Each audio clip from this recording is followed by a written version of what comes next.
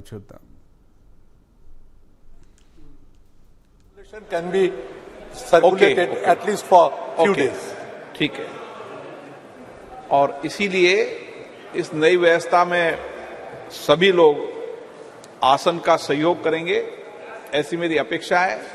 जो कुछ भी व्यवस्थाओं के अंदर आपको लगे मुझे बताएं. इस 2 दिन के बाद आपको व्यवस्थाएं और व्यवस्थित मिलेगी. जितना दिन 2 दिन में ठीक होगा आप कोशिश करेंगे, नहीं तो नए सत्र के समय सब व्यवस्थाएं मिलेगी. हम सब जानते हैं कि नए प्रयोग में कुछ चीजें टेक्नोलॉजी को, हाँ वो भी सब विषय मेरे ध्यान में, और भी आप लिखकर मुझे डाल देना, मैं प्रयास करूंगा. Item number 9. धन्यवाद अध्यक्ष महोदय. एक मिनट. संविधान 128 व संशोधन विधेयक 2023. माननीय मंत्री जी. धन्यवाद अध्यक्ष महोदय. With your permission sir, I move that the bill further to amend the Constitution of India be taken into consideration. The Constitution 128th Amendment Bill 2023. मैं अध्यक्ष महोदय इस बिल की कुछ जानकारियां सदन के पटल पर आपकी अनुमति से रखना चाहता हूं. अध्यक्ष महोदय, ये कॉन्स्टिट्यूशन अमेंडमेंट बिल है और महत्वपूर्ण बिल है. महिला सशक्तिकरण की दिशा में एक बढ़ता हुआ कदम है. दुनिया को भी दिशा दिखाने वाला ये बिल है. अमृतकाल की बेला में भारत को विकसित भारत बनाने की दिशा में एक महत्वपूर्ण कदम बढ़ाने वाला भी ये बिल है.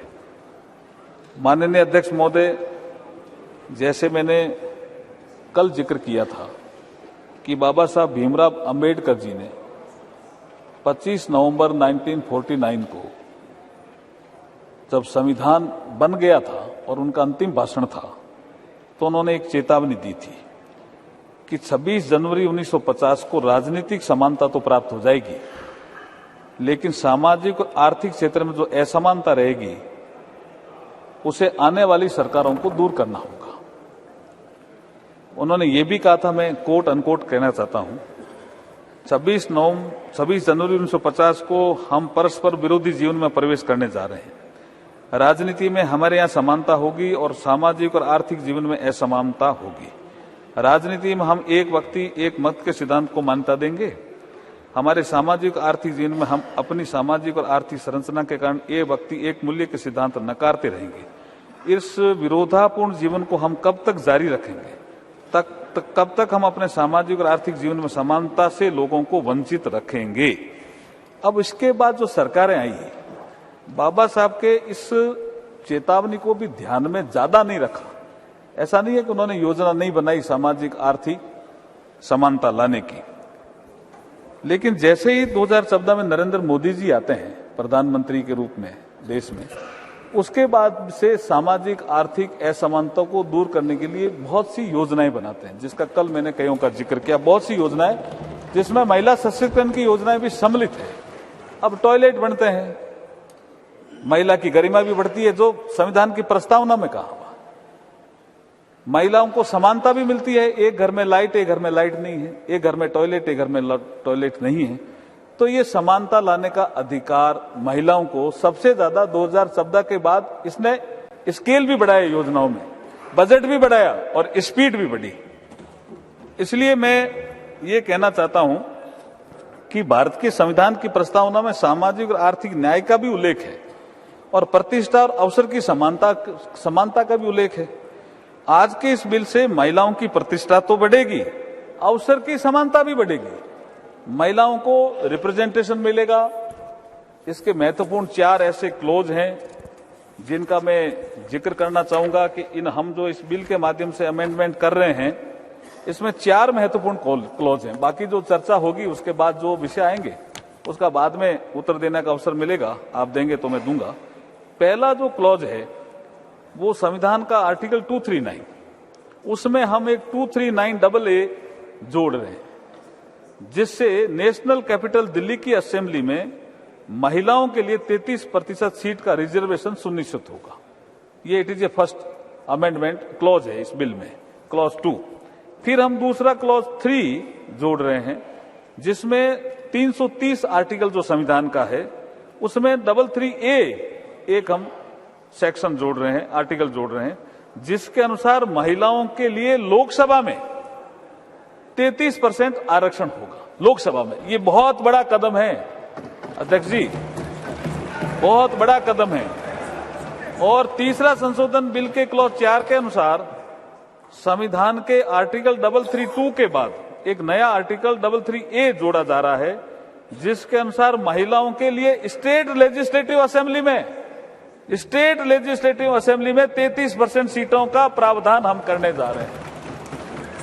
और जो चौथा एक क्लॉज है 5, उसके अनुसार संविधान का आर्टिकल 334 के बाद एक नया आर्टिकल 33A जोड़ा जा रहा है, जिसके अनुसार महिलाओं के लिए ये आरक्षण जो आज ये सदन चर्चा के लिए ले रहा है, ये आरक्षण 15 सालों के लिए प्रभावी रहेगा। 15 सालों के बाद अगर इसको बढ़ाना है तो ये संसद ही तय करेगी, ये संसद को अधिकार रहेगा। और ये जो सीटें हैं जितनी आज है, जैसे जैसे सीटें बढ़ती जाएगी 33% के अनुसार महिलाओं का आरक्षण भी बढ़ता जाएगा।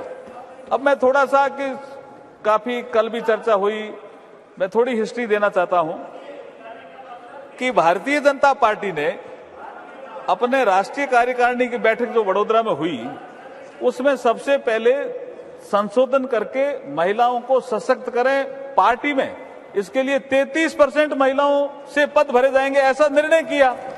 उसके बाद वातावरण बना, दूसरी पार्टियों में भी प्रेशर आया। अब किया कि नहीं किया मुझे पता नहीं है, लेकिन उसके बाद से भाजपा लगातार लोकसभा और राज्यसभा में 33% सीटें आरक्षित करने के लिए निरंतर प्रयास करती रही। और जब अटल जी की सरकार आई तो बिल लेकर के भी आई, कई बार सर्वसम्मति की बैठकें बुलाई सभी दलों की, कई बार प्रयास अटल जी ने किए। 12वीं लोकसभा के समय 98 में, 13वीं लोकसभा के समय 99 में महिला आरक्षण विधेयक लोकसभा में प्रस्तुत किया गया। और उपलब्ध रिकॉर्ड के अनुसार 1996 में 11वीं लोकसभा के दौरान एसटी देवेगौड़ा के समय भी ये पहली बार प्रस्तुत हुआ। उसके बाद ये कमेटी में चला गया और कमेटी ने रिपोर्ट दी। रिपोर्ट देने के बाद लोकसभा भंग हो गई तो वो बिल भी समाप्त हो गया। मैं ये हिस्ट्री इसलिए देना चाहता हूं कि बाद में फिर यूपीए फर्स्ट के समय 17 दिसंबर 2009 में ये जो कमेटी की रिपोर्ट आई, जो बिल इन्होंने पेश किया मनमोहन सिंह जी के समय, इस रिपोर्ट के बाद 9 मार्च 2010 को ये बिल राज्यसभा में चर्चा के लिए लाया गया। 2 दिन चर्चा हुई।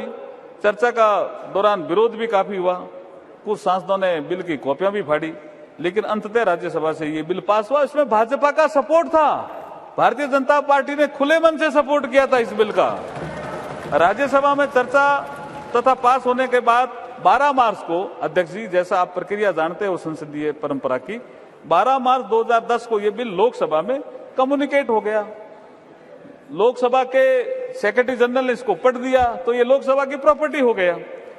और जब प्रॉपर्टी हो गया तो उसके बाद कई बार हम प्रतिपक्ष में थे उस समय, हमने भी डिमांड की कि इस बिल को ले आओ, लेकिन इनको सत्ता सुख का ज्यादा विषय था, इस बिल के बारे में चिंता कम थी, इसलिए बिल लेके नहीं आए।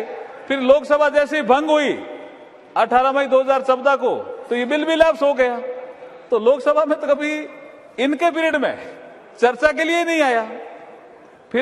फिर मैं ये कहना चाहता हूं कि ये कल जो अननेसेसरी ये विवाद कर रहे थे, संविधान में साफ लिखा हुआ है, आर्टिकल 107 के सब आर्टिकल 5 में प्रावधान है, यदि कोई बिल लोकसभा में लंबित है तो वे लोकसभा के विघटन के साथ ही लैप्स हो जाएगा।